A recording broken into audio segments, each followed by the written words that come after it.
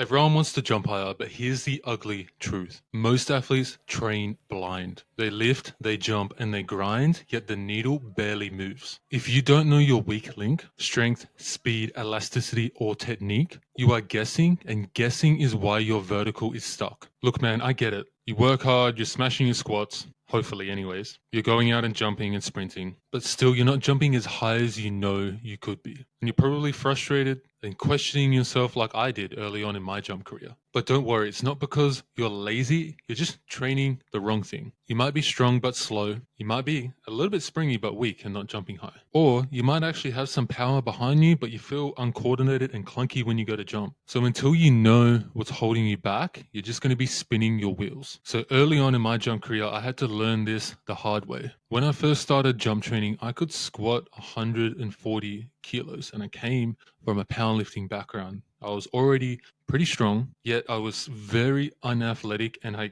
couldn't dunk to save my life. And I struggled for a little while trying to work out why my vertical wasn't improving and I wasn't jumping high. But then I had a big realization. My weakness wasn't actually strength. It was speed, elasticity, and coordination. And my nervous system was just slower than a grandma trying to cross the road. So then I flipped the script with my training and focused heavily on getting more elastic, getting faster, and improving my jump technique. I still strength trained, but I just did less of it and made it less of a focus. I did more sprinting. I did more low rim dunking. I even sprinkled in more plyometrics. And then guess what? My bounce finally started to climb and I added 6 inches to my vertical over the course of just a few months. I've seen it with many athletes we trained at JumpX as well. I remember training a guy that was all speed but weak as paper. So we found his weakness, which was strength, and we just simply worked on getting him stronger, and he gained 10 plus inches over the course of like a year, which is insane. Another was more weak across the board. He didn't have a highlight in terms of weaknesses, but he just needed to bring up everything. So that's exactly what we did. He also added 10 plus inches in his first year of training. So your vertical jump is the sum of 4 pillars. Strength, which is your raw horsepower. Speed, which is how fast you can use that horsepower. Elasticity, which is your tendons acting like stiff springs. And lastly, technique, which is your rhythm, your coordination, your timing, your arm swing, and your takeoff angles. If one pillar is weak and severely undertrained,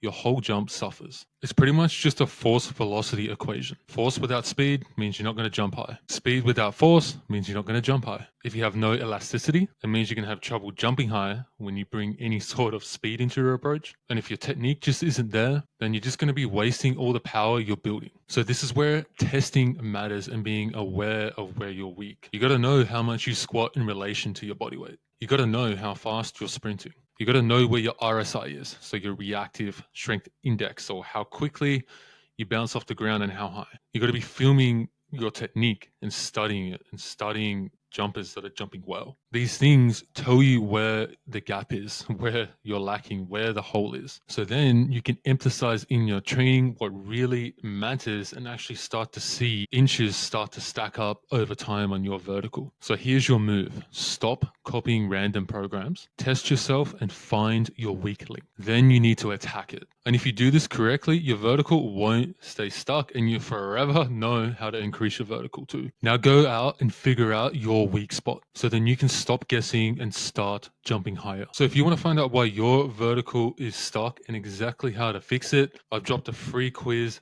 down below. We can go through and answer 7 questions and find out exactly what you need to work on. Now, is this 100% accurate?